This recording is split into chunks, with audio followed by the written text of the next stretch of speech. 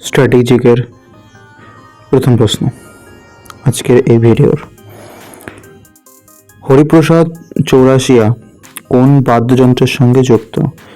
হরিপ্রসাদ চৌরাশিয়া তিনি বাঁশি এই বাদ্যযন্ত্রের সাথে যুক্ত। ঠিক আছে। সাঁচি স্তূপ নির্মাণ করেছিলেন কে? সাঁচি স্তূপ এটা নির্মাণ করেছিল সম্রাট অশোক। তারপরে সরিস্কা টাইগার রিজার্ভ কোন রাজ্যে অবস্থিত? এটা রাজস্থানে অবস্থিত সরিস্কা টাইগার রিজার্ভ। রৌফ কোন রাজ্যের বা কেন্দ্রশাসিত অঞ্চলের লোকনৃত্য? এটা হলো গিয়ে রৌফ, এটা হলো গিয়ে জম্মু কাশ্মীর রাজ্যের একটা লোকনৃত্য। ঠিক আছে। ভিনিগারে কোন অম্ল পাওয়া যায়? ভিনিগারে অ্যাসিটিক অম্ল পাওয়া যায়। তারপরে সাধারণ লবণের রাসায়নিক নাম সোডিয়াম ক্লোরাইড, NaCl। ঠিক আছে। গ্র্যান্ড ট্রাঙ্ক রোড নির্মাণ করেছিলেন কে? শেরশাহ সূরি গ্র্যান্ড ট্রাঙ্ক রোড নির্মাণ করেছিলেন। করো ইয়া মরো এই স্লোগানটি মহাত্মা গান্ধী দিয়েছিল। মানুষের সর্বপ্রথম কোন ধাতুর ব্যবহার শুরু করেছিল? মানুষ সর্বপ্রথম তামার ব্যবহার শুরু করেছিল। কেওলাদেও জাতীয় উদ্যান কোন রাজ্যে অবস্থিত? কেওলাদেও জাতীয় উদ্যান এটা রাজস্থানে অবস্থিত। ঠিক আছে। দেন ওনাম উৎসব এটি প্রধানত কোন রাজ্যে পালিত হয়? ওনাম উৎসব এটা কেরালা রাজ্যে পালিত হয়ে থাকে। ভারতীয় চলচ্চিত্রের জনক কাকে বলা হয়ে থাকে? চলচ্চিত্রের জনক বলা হয়ে থাকে দাদা সাহেব ফালকে, তাকে ভারতীয় চলচ্চিত্রের জনক বলা হয়ে থাকে। তারপরে রামসার কনভেনশন কোন এলাকার সংরক্ষণের সঙ্গে সম্পর্কিত? এটা রামসার কনভেনশন এটা জলভূমিকে সংরক্ষণের সাথে রিলেটেড সম্পর্কিত আছে। এবার যদি বলি ভারতীয় সংবিধানের কোন অনুচ্ছেদে অর্থ বিলের সংজ্ঞা দেওয়া হয়েছে? অর্থ বিলের সংজ্ঞা দেওয়া আছে কোন অনুচ্ছেদে? এটা হলো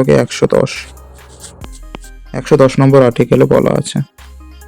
কোন আফ্রিকান নদী বিষুব রেখাকে দুবার অতিক্রম করেছে? এটা লোকে কোন আফ্রিকান নদী বলেছে? তাহলে আফ্রিকার নদী হলো কঙ্গো। এই নদীটা বিষুব রেখাকে দুবার অতিক্রম করেছে। ঠিক আছে। দেন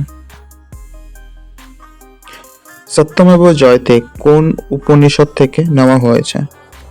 মুন্ডক উপনিষদ থেকে সত্যমেব জয়তে এটা নেওয়া হয়েছে।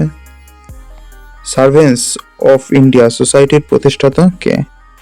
Gopal Krishna Gokhale servants of India এই সোসাইটির প্রতিষ্ঠাতা।